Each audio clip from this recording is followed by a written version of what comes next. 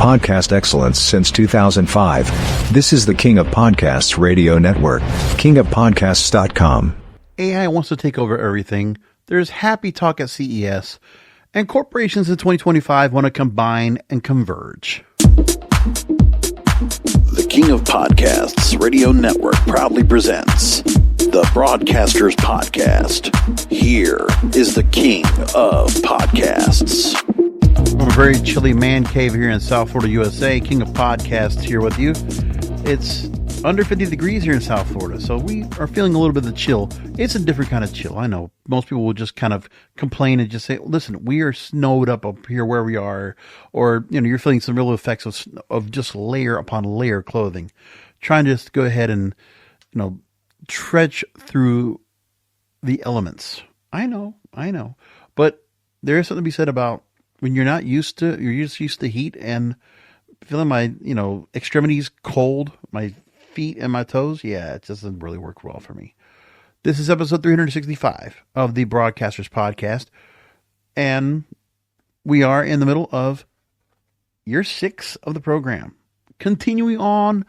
And as we continue, there's just so much that changes. And now last year on the program, AI was talked about quite a bit on the program. I know I feel like it took about a good fourth of all episodes last year because we always had to keep talking about it. Just like any good corporation or just like any good content creator, if they can find artificial intelligence to help facilitate or help micromanage or help bring forward some extra creativity or content production that really helps out somebody small to somebody big. That's what we're looking at right now. So we talked about last year where there were so many journalism outfits that got the knock on the door by AI companies like OpenAI and Google and others. We know that X is now going along in the mix with Grok, and there's many others. So AI getting into bed with the journalists, avoiding lawsuits, avoiding any issues of, what if they're going to use the content, if they're giving a buy-off to these majorly struggling, cash-strapped companies to keep them afloat long enough to take their intellectual property and just buy it for pennies on the dollar, it's eventually going to happen. We know there are companies out there, and I believe we're going to see some companies that will start fading out because that artificial intelligence advanced money is going to run dry. I think we'll start seeing the first effects of that at the end of the year. I also believe that we're also going to see some more mergers and more convergence and combination. A little more streaming bundles, a little more consolidation. We're going to see that going on as well in 2025. And really, everybody's talking about that. I know there's talk about right now in Hollywood about the fire issue, which is amazingly tragic. Knowing about natural disasters here in South Florida with hurricanes or tornadoes attached to hurricanes, I can only imagine what's being done right now. And knowing that it's not just the Santa Ana winds and the current climate conditions there, that the winds were able to go ahead and pick up once again, and dry, tender debris were enough to kindle fires and to burn houses down. Thousands of houses in Southern California. It's just a shame. So I know people that are out there. I know a lot of people that know people out there. So we're all kind of wondering what's going to happen out there. It's to see some of what's being done, what's happened over there, regardless of the ineptitude of the government there, from the local or state level or the federal government level. Let's just be honest with all that. Could have been avoided, but we're going to hear a lot of blowback about this. Once we see what the aftermath is, once these fires are able to be subsided somehow, once they find some water from Lake Mead or wherever they can get a resource to get what they need to go ahead and douse the flames, I just hope they do. But it's a shame to see what's going on over there. But we're back into the media right now. And we're getting a lot of articles that come out every year that start speculating and start giving a little bit of direction of where things go. And CES, of course, is one of the first things that gives an indication of where technology is and where media is in general, because media somewhat gets attached to it because of being able to broadcast with the technology that you either broadcast with or you consume with media. And that's one thing we got to look at as well. So there's a few things coming out of CES that were important, and we're going to bring those up on the program tonight. Among that, there's also some things in radio that are coming up where, a few of the stories are coming along. And just looking at where we are currently in the setup of what media we have to look forward to coming up this year. So there was, first of all, a survey or study I want to go take, first of all, about how complex broadcast is going to be this year. S&P Global, they put out a market intelligence report, a trends report for 2025. So there are some key media trends they already point out.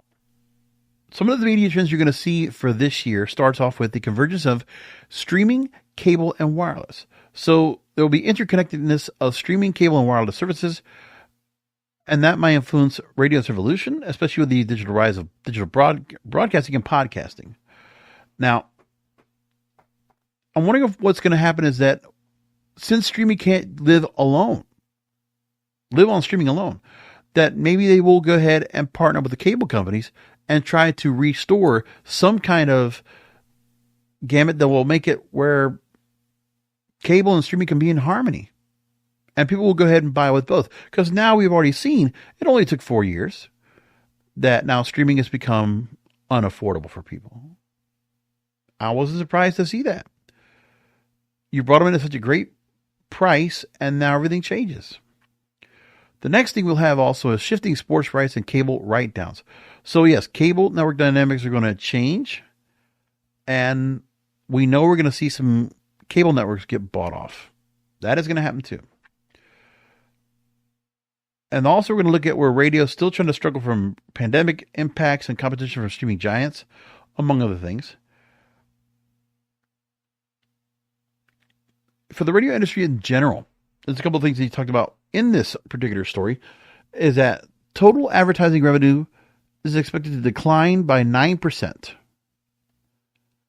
Well, actually, this is overall broadcast stations. So this is for television. Automotive, retail, and travel are still struggling due to inflation and high interest rates. So you're going to see a lot of ads for pharmaceuticals, telecom, and professional services expected to outperform other categories, or a lot of insurance ads, right? Radio ad revenue expected to decline 3% in 2025. Minimal recovery projected. Local advertising still outperforms national ad markets, benefiting from deep community ties. I don't know if that's true. I hear a lot of local stations that don't have any ads at all. They're just kind of like they're there, but it's not much. And for streaming audio and podcasting for 2025 is expected to be the largest ad revenue growth driver in the U.S. market. Monthly podcast listeners grew year over year 13% in 2024, an estimated 135 million listeners. Edison Research reported that 47% of the U.S. population aged 12 and older listened to a podcast in the last month, a 5-point increase from 2023. So familiarity with podcasting is now at 84% overall. Big news. Podcasting is the deal. And I'm telling you, I guess we're going to talk a lot about it coming up because we see what it's doing and what it's replacing. Because you got to think about the money that's being spent right now for like late night show hosts. When you have a lot of shows that are out there that are not necessarily daytime shows falling by the wayside. And you got to ask yourself, like, what is there for all these networks to go and fill time? Like filling airtime right now must be difficult. Because we're just more of an on-demand society. Like trying to go by a schedule and trying to go and fit a schedule, it's just not working anymore. People are not doing it so much. It's changed. A couple other stories I want to also mention of that were in the surveys. They were talked about this as well. The SEC having an annual marketplace report. The incoming Republican commissioner of the SEC, Brendan Carr, talked about how the FCC defines markets it regulates, and that the FCC has been using an outdated approach, according to Brendan Carr, viewing each broadband technology as separate and distinct rather than reflecting on the converged market for communication services. Moving along on here, that broadcast and media now should be considered based on their delivery modalities. FCC's treatment of broadcast media as a separate entity has been seen as a reason for not easing broadcast ownership caps, and there will be a focus on what remaining ownership rules are going to be in place and what might be changed. Despite the rise of alternative audio platforms, terrestrial radio's unique advantage lies in its ubiquitous and free nature, making it accessible to a broad audience regardless of internet connectivity. Contrasting the stability of terrestrial radio, satellite radio, and online audio have witnessed significant growth. These platforms offer expansive content libraries that cater to diverse listener interests, ranging from music to podcasts to sports and talk shows. Right, but very generic, might be a little bit outdated because corporate runs it.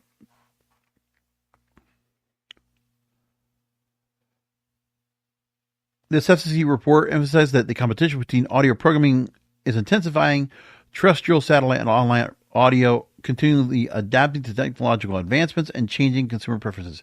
But you can make it much more fun there, Brendan, if you would actually start enforcing some work on changing the ownership of some of these companies that operate so many radio stations, and they can't. They're malfeasant, okay? They're bad actors.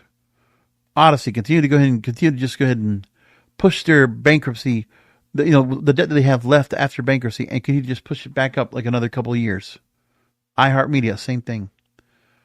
Salem or Cumulus being threatened to be delisted or being delisted like Odyssey is as a pink stock. Those kind of things, that kind of behavior should not be allowed to happen. And the FCC could very well do something about that.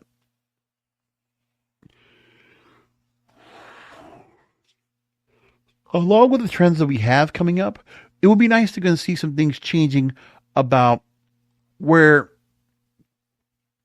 being allowed.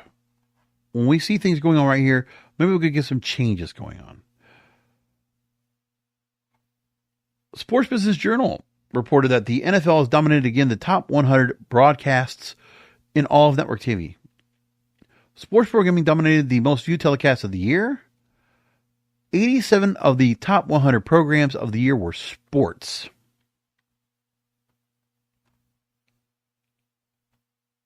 Isn't that amazing? 87 of the top 100 programs overall was sports. Tells you everything you need to know right now about everything. Now we're going to get into a couple of things that are going on at CES. We're going to talk about that next. First off, TikTok executives are talking about a bright future forecast, and they are not, looks like they're not so concerned about the looming ban coming up right now. That's being put on them because of the deadline that's being put in place. So in Las Vegas this Wednesday, TikTok presented findings from their 5th annual What's Next report during a PAC conference session. The panel was titled TikTok Trends to Business Transformation, Be What Happens Next on TikTok. And Cassie Taylor, the global head of creative solutions and trends, and Rima Vassan, head of business marketing, shared insights on how the brands broke new ground on the platform, forecasting how it will reshape marketing and business development strategies under the brand chem movement for TikTok. No talk about the ban was talked about in this session. They were showcasing user data and case studies from brands that saw exponential growth due to the app's highly engaged community. If you look at the ads right now that are going on in the TikTok shop, there's obviously ads that are in there, but then there are so many different grassroots ads that are being done by creators to entice advertising to push products in the TikTok shop. I mean, they're very consistent about it. And I also see that YouTube's now taking some of those same ads. And I'm seeing in other places where the TikTok style ads are now being placed on YouTube. You're starting to see it a lot. If it's a direction that people feel like it works, because obviously the TikTok shop must be doing really well. They're making money on it. They make the point that TikTok has a significant impact on culture. It has changed the way we shop, changed the way we travel, changed the way we search, even changed the way we speak. Now, they talked a lot about the marketing and the advertising and what they've been doing right now in terms of brand visibility. But One thing they say in their trend report data is that 81% of users say TikTok has introduced them to new topics and trends they didn't know they liked, building a globally connected, engaged community. They're also exploring new and efficient tools, including AI, to help them make more creative risks in content production. 76% of TikTok users enjoy seeing a mix of images and video, enabling brands to maintain relevance and continuously engage audiences. Real-time feedback for TikTok's comment sections further enhances the strategy. 60% of users saying brands should leverage comments to understand their audience better. They went through some case studies in this particular panel. We'll skip through past that. And what they're going to find out soon enough is it's already a big no-brainer that people go there for content. I know I do all the time. And yeah, if you want to talk about the one place on social media where you're absolutely getting inundated with advertising and it's kind of acceptable and tolerated, is TikTok. Because it doesn't come in your face like you would think. It's not so intrusive like I would imagine. Like it's not, I mean, sure, YouTube still has its own ads and they're a bit annoying and all when it's the same travel ads over and over. But TikTok is different. And because you have that autonomy just to flip, you can skip through those. But sometimes the ads also are being built so quickly, you can't even tell. Like I've seen ads on there that are less than 5 seconds. Because somebody will just put it in there, make it a loop, and then you just can't help yourself. You're just going to be stuck on watching it, and maybe you'll find something. Or you will see the same product being pushed and pushed and pushed. But it'll be a different take on it, a different feel of it, a different person pitching it. That works really well. It's interesting. AI and radio. Also talking about CES. There were some radio tours that were presented by Fred and Paul Jacobs, Jacobs Media. We talk about them. Sometimes their blog posts we kind of bring up. The overall consensus when they talk about AI's transformative possibilities for radio, they said, quote, the overall consensus they had is that it's not about AI replacing humans. It's about how do we apply this to our organizations to make them better at what we do? And where do we place our bets? It's not digital transformation. It's digital integration. And they provided some examples of AI being integrated into the radio process.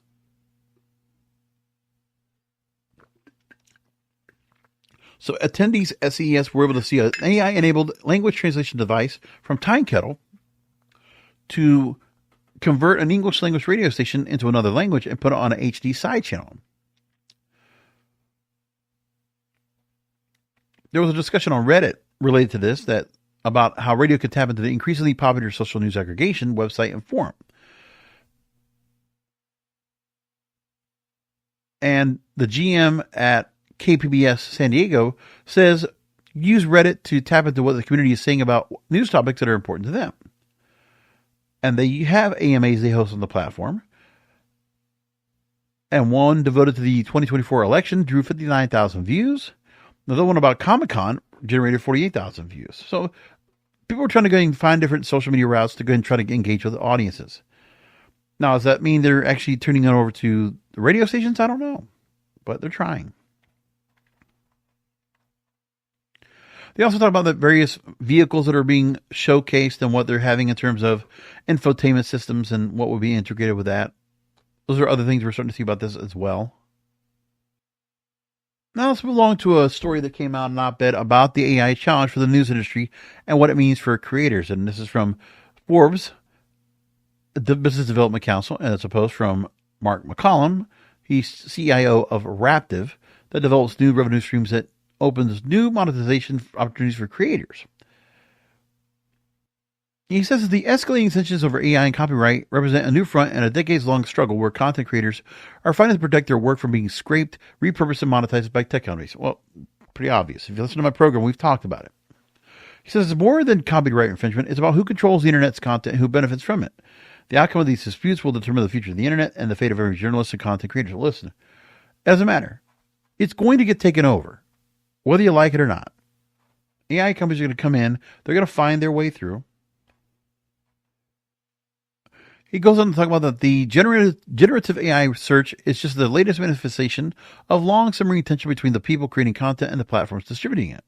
The outcome of these disputes will determine the livelihoods of every publisher and content creator. Listen, when you didn't have a set plan for internet, for digital, okay, when your physical units of providing your content, whether it's music with CDs or cassettes or vinyl or whatever, when it was newspapers and magazines for journalists, when you lost control of that, everything changes.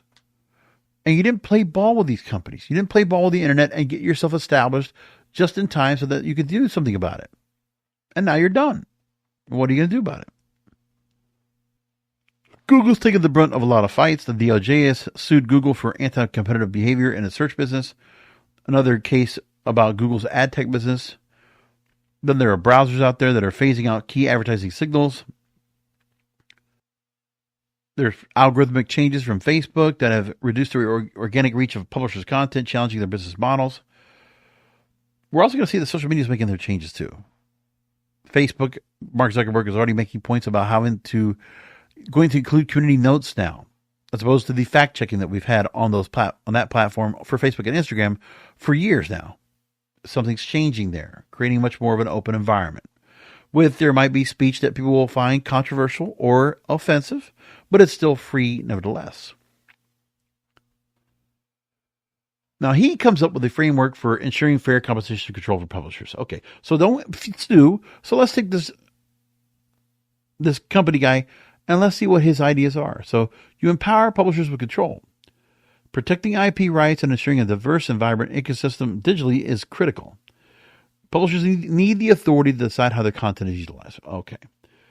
If they're getting paid off, then they're getting manipulated to go ahead and make the changes made so that content can be utilized, and they're allowing these companies to go and come in, tap into their archive content, tap into their new content. You're not going to have any control over that. There's no leverage here, Mark. No leverage for these companies. Talk about having a fair compensation model that reflects the contribution of publishers' content to the value generated by tech platforms. So listen, bargaining codes don't work. You're going to have to just negotiate on a particular basis with these companies to get something out of it. That might be fair, but it won't be. It'll be barely enough just to kind of scrape to the bare minimum of what's necessary to keep you operational. That's what they're going to do. Plus, fostering, he says, an environment of fair competition, enabling publishers of all sizes to thrive. Yeah, well, look, even the local newspapers, they're all kind of fading out. And who's going to handle that? So this is all, pipe dream. But at least he tries. I mean, he did take the time to talk about this, that News Media Alliance, their survey that it had recently, said there was strong public support for protecting media content creators from unfair utilization by their content by AI systems. Why does it make any difference? When the publishers and the journalists, they don't have any leverage at all to counteract the barrage of what these AI companies are going to be able to do. Taking their livelihoods away. And they're not going to care about it. And when you see stories like this from Press Gazette in the UK, 4,000 journalism job cuts were made in the UK and the US in 2024. 4,000 jobs of what's existing, I guess, left. That's crazy. 8,000 cuts last year, in 2023, for the UK and US and North America in 2023. But that's what's going on now. More losses in the last quarter of the year. The Messenger, 300 jobs being get rid of. Associated Press, 8% of their staff, mostly in the U.S. 200 job losses at Scripps because they dropped Scripps News, formerly Newsy. And shut down a linear TV news business at Hispanic network Televisa, Univision, in January. UK's Evening Standard, 150 redundancies, and closing the daily newspaper and printing only on Thursdays. The BBC, cutting up to 115 editorial and production jobs from the nations and regions, announced in September, and then also cutting 185 jobs and creating 55 roles, making a net reduction of 130 roles. Vox Media laying off many journalists right now at Thrillist and Eater. Refinery 29, 10% of their company got cut. Condé Nast, 14 staff members. Hearst Corporation, almost 200 people. In November, we'll let go right before Thanksgiving. That's wonderful. They're all going through this. It's all changing up.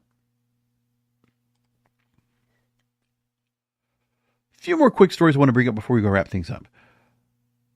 SiriusXM, a hectic 2024, and we know that Howard Stern's in a contract year. 2025 is the final year of another 5-year contract. Again, he's been with the network. He's been with the network now 19 years, wrapping up 20.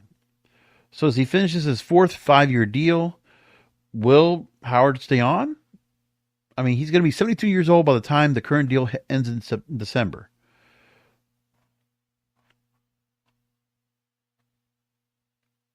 Now, we know that the last 5-year deal wasn't finalized until December 2020, weeks before the end of the term.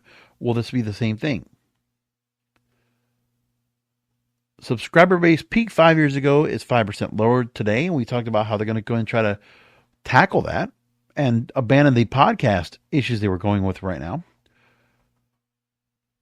SiriusXM is trying to attract new users. The free trial funnel is continuing to soften, and Stern and other satellite radio content out there on the channels currently might have existing listeners, but where's the next generation of listeners to follow up? They don't have an answer for that. Now, if they don't get Stern to come back, they still have the Stern catalog they can still utilize through the end of 2027. But if they're going to try to move on to a younger audience, they probably have to dump Stern in the first place. And at 72 years old, why not? Seriously. Story coming out earlier this week, on podcasts that, while we're seeing a whole lot that's happening right now in terms of growth in advertising and growth in popularity of podcasts, they are saying that there's not as many podcasts being launched. New podcast launches were down in 2024. Active shows are starting to more than double now. So that's what's going on with that. Odyssey is going to ask the FCC to reject review petitions, that they're going to be making some changes in the amount of foreign ownership to the company going forward. And there have been several stock transfers resulting in a foreign ownership holding now below 25% of the ownership of the entire company. And so they're trying to figure out how to go and continue to have the foreign ownership that will still prop up the company and all their debt. Put it like that. So there were some songs that made a difference in 2024 in the world of music when it came to radio, and I'll bring that up real quickly. I've been listening right now to Casey Kasem's American Top 40. There's somebody on YouTube right now that's now creating scoped air checks again of all the shows, and they've had some of the year-end countdown shows on there. And with the Billboard charts, it's obvious that the songs that will be higher up the charts for the end of the year will usually be songs that were debuted on the chart within the first few months. Like if it was early winter of the year or spring into the summer, probably have a better chance than anything that will be debuting in the fall or winter at the end of the year. So a lot of songs really did come out, mostly I would say in February and March, of the songs that were most popular. When you see the women that were able to go and move forward and get really popular with their music was Sabrina Carpenter. We had the new album from Beyonce. It's amazing. She's continued to go and push Cowboy Carter right now into a new year. Yes, Shabuzi had his song. We know that 2024, going into the year 2024, that program directors were already very conscious about country crossovers. We saw quite a bit this year. And then we started seeing changes for what hit radio was doing right now because of the likes of Teddy Swims and Benson Boone and Hozier bringing out hit songs that were coming out and making a big thing. By the summer, we had Hozier, Sabrina Carpenter, Shabuzi, Teddy Swims, Post Malone, Morgan Wallen, among others, that helped build what was said by one of the radio veterans out there, Gene Baxter, saying it was one of the best Billboard Top 10 songs in ages.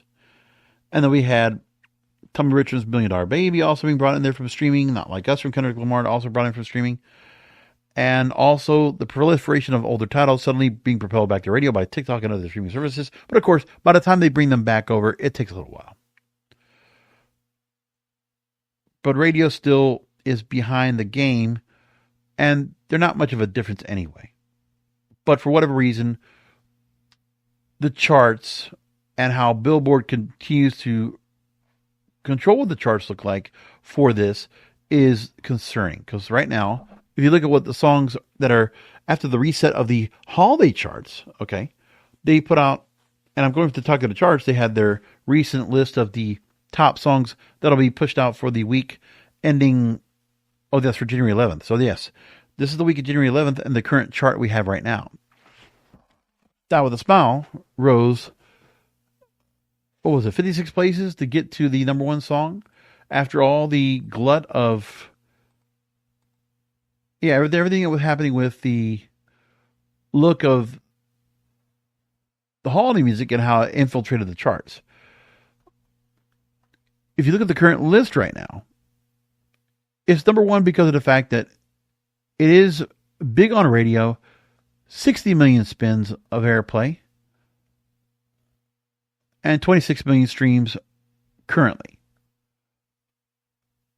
20 weeks on the chart, by the way, and it finally got to number one. Shabuzi's A Bar song, Tipsy, 70 million streams right now, one of the most airplayed songs right now on radio, and 20 million streams at the moment.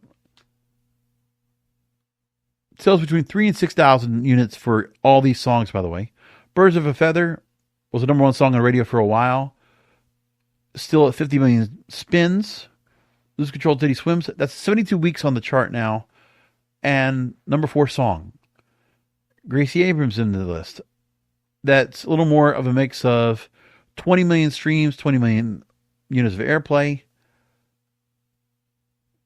APT is getting some push of radio airplay right now. Like most of the songs that made the top 10 are because of that. But it also could change. The only time we ever see a real significant shake up of the charts is if streaming really goes bonkers. Like when the new Bad Bunny album bomb comes out next week and it gets listed, probably will go and really make a big shake up in the charts. But we know that for the most part, if radio airplay is high for songs, they're in the top 20. I can tell you that right now. Stargazing Miles Smith is number 20 with a high airplay right now, 54 million streams. Not Like Us, Kendrick Lamar, 24 million streams at 19. Good Like Babe, 24 million streams at 18. And then you see Timeless, Weekend and Playboy Cardi is number 14, and also getting high spins around 30 million. Also around 30 million for Love Somebody for Morgan Wallen, because he's an established artist. So for him to come on with a song right now and have it where it is makes sense. Benson Boone, 45 million streams for him. Serena Carpenter's Taste at number 11, 53 million streams. And that's what happens. Radio is still counted way too high right now. And at some point, I like to go and see where Billboard has to go ahead and submit that they need to go and make some changes to the methodology. They need to go ahead and do some recalculating so that the charts can reflect actually that streaming is more important. And at some point, maybe they'll finally go and do that. Because I think it's the most important thing they can be doing right now to help out overall. But they don't want to do it at all. I don't know. Just kind of holding back. Radio holds itself back from overcoming the technological issues. Again, even the folks at the CES, AI is not going to affect the radio business. It's just going to be part of input. It's not going to control anything. You're not going to lose jobs from it unless corporations want to do that. Anyway, come back next week for another Broadcasters Podcast. Remember, the content is king, and the control of your content is in your hand.